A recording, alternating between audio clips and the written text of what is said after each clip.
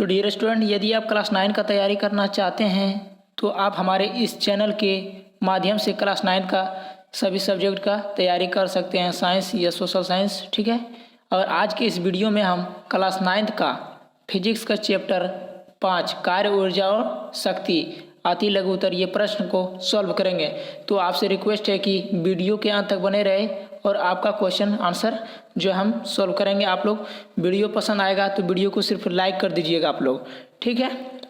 और अगर आप फिजिक्स, केमिस्ट्री, मैथ, बायोलॉजी का वीडियो नहीं देखे हैं तो इस चैनल के आप लोग डिस्क्रिप्शन बॉक्स में चल जाइए। डिस्क्रिप्शन बॉक्स में आपको लिंक मिल जाएगा और वहाँ से आपको क्लास 9 के व्हाट्सएप ग्रुप का लिंक भी मिल जाएगा। आप लोग उस पर क्लिक करके ज्वाइन हो जाइए और वीडियो को वहाँ से देखिए, ठीक है।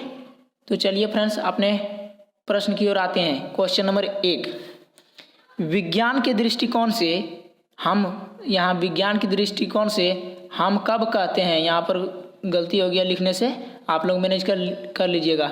हम कब कहते हैं, यहाँ पर होगा हम कब कहते हैं कि किया गया कार्य है, ठीक है। तो इसका आंसर देखते हैं फ्रेंड्स।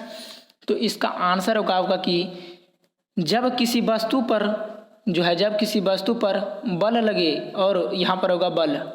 जब किसी वस्तु पर, आप लोग लिख लीजिएगा, जब किसी वस्तु पर बल लगे, ठीक है, और वह वस्तु पर बल लगने से विस्थापित हो तो हम कहते हैं कि किया गया कार्य है। जैसे मान लीजिए कि यह एक वस्तु है और ये वस्तु में है आपका, देखिए यहाँ पर एक वस्तु है, तो जैसा कि मान लीजिए यह एक वस्तु है, ठीक है, और इसमें जो है हम लोग जो है बल लगा रहे हैं, लेकिन जब तक यह एक दूसरे जगह पर नहीं जाएगा तो इसमें कोई कार्य होगा तो नहीं होगा।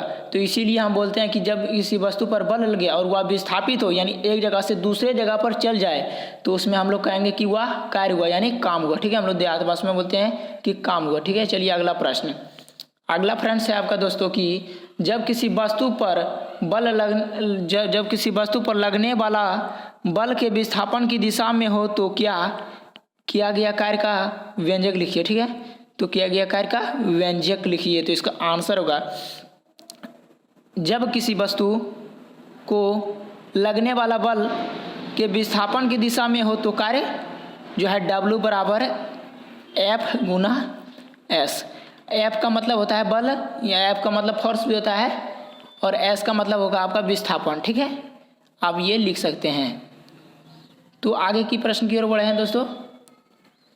तो आपका अगला प्रश्न है कि 3 नंबर ये प्रश्न आपका, और इस प्रश्न में बोला जा रहा है कि किसी वस्तु पर, देखिए यहाँ पर किसी वस्तु पर 5 न्यूटन का बल लगकर उसमें गतिशील किया जाता है, ठीक है, उसको गतिशील किया जाता है। यदि वस्तु अपनी प्रारंभिक स्थिति पर लौटकर वापस आ जाए तो किया गया कार्य कितना होगा। तो इसका आंसर देखते हैं। इसका आंसर जो आपका है, इसका जो आंसर हो जाएगा, इसका आंसर आपका हो जाएगा 0, ठीक है। इसका आंसर 0 हो जाएगा। लेकिन चलिए यह 0 कैसे आया तो हम लोग देखते हैं, ठीक है। ये आप मानिए कि एक वस्तु है, कुछ भी मान लीजिए यह एक वस्तु है और इस पर 5 न्यूटन का बल लगाएं। कितने न्यूटन का? 5 न्यूटन का इसमें बल लगा, जो हमारा 5 न्यूटन का बल लगा, ठीक है। और यह विस्थापित हुआ, यहाँ से फिर यहाँ गया और यहाँ जो है अपनी जगह पर फिर आ गया, तो इसमें किया गया कार्य कितना होगा? इसमें किया गया कार्य 0 होगा, ठीक है। तो चलिए अगला प्रश्न आपका दोस्तों कि 1 जूल को परिभाषित करें। 1 जूल को क्या करें? परिभाषित करें। तो चलिए इसका आंसर देखते हैं फ्रेंड्स। तो इसका आंसर आपका है कि किसी वस्तु पर कार्य कर रहे 1 न्यूटन बल 1 मीटर तक ले जाने में जितना ऊर्जा खत्म होता है उसे 1 जूल कहते हैं। 1 जूल कहते हैं। ये आपका आंसर हो जाएगा। अब आगे की प्रश्न है, एक पिंड को धरती से किसी कोने पर फेंका जाता है, यह एक वक्र पथ पर चलता है और वापस धरती पर गिरती है, ठीक है। पिंड के पत्र के प्रारंभिक तथा अंतिम बिंदु एक ही क्षैतिज रेखा पर स्थित है। पिंड पर गुरुत्व बल कितना कार्य किया गया है, ठीक है। तो इसका आंसर निकालना है हम लोग का। तो इसका आंसर होगा कि फील्ड पर गुरुत्व बल ऊर्ध्वाधर दिशा में लगता है और इस दिशा में पिंड का विस्थापन जो है शून्य होगा। इस दिशा में विस्थापन जो है, पिंड का दिशा का विस्थापन जो है शून्य होगा। इसलिए जब विस्थापन ही आपका शून्य होगा तो आपका कार्य भी क्या होगा, आपका कार्य भी हो जाएगा शून्य। ठीक है, तो अगला प्रश्न की ओर बढ़ते हैं फ्रेंड्स। अगला प्रश्न है आपका 6 नंबर कि पृथ्वी के चारों ओर घूमते हुए उपग्रह पर गुरुत्व बल द्वारा कितना किया गया कार्य जो है, कितना कार्य किया जाएगा। तो अगला प्रश्न आपका, और इस प्रश्न को देखते हैं फ्रेंड्स अच्छी तरीके से। देखिए यहाँ पर कि आंसर है आपका कि किया गया कार्य शून्य होगा। क्यों शून्य होगा? क्योंकि उपग्रह पर गुरुत्व बल और उपग्रह का विस्थापन हमेशा एक दूसरे के लंबवत होते हैं। क्या होते हैं? एक दूसरे के लंबवत। देखिए यह एक उपग्रह मतलब कि जैसे कि वृत्त पथ पर घूमते रहता है, तो यह प्रारंभिक स्थिति से जो है अपनी अंतिम स्थिति में जाकर यहीं पहुंचता है, इसलिए जो इसका कार्य जो है हमेशा शून्य होता है। ठीक है, तो 7 नंबर प्रश्न की ओर बढ़ते हैं। तो 7 नंबर प्रश्न आपका है कि किसी वस्तु पर त्वरण लगने यहाँ पर त्वरण लगने से जो है चाहे उस पर कोई बल कार्य करे तो आप कैसे सहमत होंगे कि बताइए, आप कैसे सहमत होंगे कि उस वस्तु पर जो है लगा है। इसका आंसर होगा हाँ सहमत है, क्योंकि यदि किसी वस्तु पर लगने वाली सभी बलों का परिमाण जो है शून्य हो तो वस्तु का त्वरण भी क्या होगा? शून्य होगा। किसी वस्तु पर लगने वाली सभी का परिणाम यदि शून्य हो तो उसका त्वरण भी क्या होगा? इसका त्वरण जो होगा, त्वरण भी जो होगा शून्यहीन होगा। चलिए अगला क्वेश्चन की ओर। अगला क्वेश्चन आपका 8 नंबर है कि किसी वस्तु की गतिज ऊर्जा के एक व्यंजक लिखें। गतिज ऊर्जा की क्या एक व्यंजक है? तो इसका आंसर होगा किसी वस्तु की गतिज ऊर्जा के लिए यह एक व्यंजक है। यानी एक व्यंजक का मतलब क्या होता है? सूत्र। ठीक है, तो इसका आंसर होगा E के बराबर 1/2 mv²। ये आपका गतिज ऊर्जा के लिए एक सूत्र है। ठीक है, चलिए 9 नंबर प्रश्न। 9 नंबर प्रश्न आपका, क्या किसी वस्तु की गतिज ऊर्जा का ऋणात्मक मान हो सकता है? तो इसका आंसर होगा हाँ, कि गतिज ऊर्जा जो है ऋणात्मक में भी होता है और धनात्मक में भी होता है। ठीक है, तो इसका जो है ऋणात्मक मान हो सकता है, तो इसका आंसर हाँ हो जाएगा। ठीक है, आगे की प्रश्नों की बढ़ते हैं। 10 नंबर प्रश्न, ऊपर की ओर फेंकी गई किसी वस्तु में जैसे जैसे जो है वह ऊपर आती है उसकी गति ऊर्जा में वृद्धि होती है या फिर कमी। तो इसका आंसर देखना है। जैसे जैसे वह ऊपर आती है तो उसकी गति ऊर्जा में जो है इसका आंसर होगा कमी होती है। क्यों होती है कमी? देखिए यहाँ पर इसका आंसर पहले देखते हैं कि ऊपर की ओर से जो है फेंकी गई किसी वस्तु में गति ऊर्जा जो है कमी होती है। जैसे हम यहाँ से कुछ को फेंकें आगे, h ऊंचाई तक पहुँचा तो सबसे पहले यहाँ बहुत मतलब बल से फेंके होंगे और यहाँ पर जाके वह जो है शून्य हो जाता है, तब वह पृथ्वी के नीचे की ओर गिर जाता है। तो आप लोग यह प्रश्न को समझ चुके हैं, तो हम आगे की ओर बढ़ते हैं बिना समय गवाए। समान द्रव्यमान की दो वस्तुएं H और 2H पर रखा गया है। ठीक है, समान द्रव्यमान यानी M जो है दोनों का जो है बराबर है। ठीक है, और जो है ऊंचाई दिया हुआ एक का H और एक का है 2H। ठीक है, तो उसकी गति ऊर्जा का अनुपात क्या होगा? तो साधारण सी बात है, जब ऊंचाई आपका यहाँ पर अनुपात में है तो दोनों का अनुपात जो है गति ऊर्जा में 1:2 हो जाएगा। ठीक है, क्योंकि फार्मूला वही रहेगा, H बराबर जो है 2H और ये H से ये H कट जाएगा और 1:2 आपका 2 आंसर हो जाएगा। ठीक है, तो आप लोग बना लीजिएगा। तो अगले क्वेश्चन की ओर बढ़ते हैं।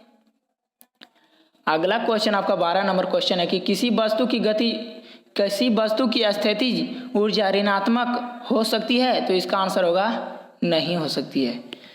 वस्तु का जो है गतिज ऊर्जा जो है आपका ऋणात्मक हो सकता है, लेकिन जो है उसका स्थैतिक ऊर्जा वह ऋणात्मक नहीं हो सकती है। तो चलिए अगला प्रश्न 13 नंबर कि ऊर्जा कार्य करने की क्षमता है तो कार्य करने की समय दर को क्या कहते हैं? तो ऊर्जा जो है कार्य करने की क्षमता है और कार्य करने की दर को क्या कहते हैं? तो इसका आंसर होगा आपका शक्ति कहते हैं। कार्य करने की दर को शक्ति कहते हैं। चलिए अगला प्रश्न 14 नंबर, कोई पिंड एक निश्चित ऊंचाई से गिराया जाता है, गिरते समय किस प्रकार की ऊर्जा का रूपांतरण होता है? जैसे मान लिया कि ये H ऊंचाई से किसी पिंड को गिरा रहे हैं, हम लोग फेंक रहे हैं। ठीक है, नीचे की ओर गिरा रहे हैं। ठीक है, तो ऊर्जा में जो है उसमें गतिज ऊर्जा और स्थैतिज ऊर्जा दोनों का रूपांतरण होता है। ये आपका आंसर हो जाएगा। चलिए तो फ्रेंड्स आगे की ओर बढ़ते हैं। 15 नंबर क्वेश्चन, 15 नंबर क्वेश्चन आपका कि स्वतंत्र रूप से गिरता हुआ एक पिंड, ठीक है, धरती पर, यहाँ पर आंसर होगा धरती पर, धरती तक पहुँचने में रुक जाता है, ठीक है, उसकी गति ऊर्जा क्या होता है? तो इसका आंसर देखिए, पिंड की गति ऊर्जा जो है ऊष्मा और ध्वनि के रूप में परिवर्तित हो जाता है। जब ऊपर से गिराते हैं तो वह ऊष्मा में नीचे गिरता है तो यहाँ पर आवाज आता है, ठीक है, वह जो है ऊष्मा और ध्वनि ऊर्जा में जो है परिवर्तित हो जाता है, ठीक है। चलिए अगला प्रश्न, शक्ति क्या है? इसका आंसर लिखना है, शक्ति का परिभाषा लिखना है। चलिए देखते हैं कि प्रति इकाई समय में किए गए कार्य जो है शक्ति जो है कि प्रति इकाई समय में किए गए या फिर जो अर्थात शक्ति कार्य करने की जो है समय दर है, शक्ति जो है कार्य करने की समय दर है। चलिए अगला प्रश्न 17 नंबर प्रश्न पर चलते हैं और यह आपका प्रश्न है कि 1 वाट को परिभाषित करें, एक वाट को परिभाषित करें, ठीक है। किसी वस्तु में कार्य कर रहे 1 जूल 1 सेकेंड के लिए जो है, किसी वस्तु है उसमें 1 जूल कार्य कर रहा है, कितने समय के लिए? तो 1 सेकेंड के लिए, ठीक है, 1 सेकेंड के लिए कार्य कर रहा है, तो उसको जो है 1 वाट भी कहा जाता है। क्या कहा जाता है? 1 वाट कहा जाता है, यानी 1 W, इसको जो है वाट से सूचित करते हैं।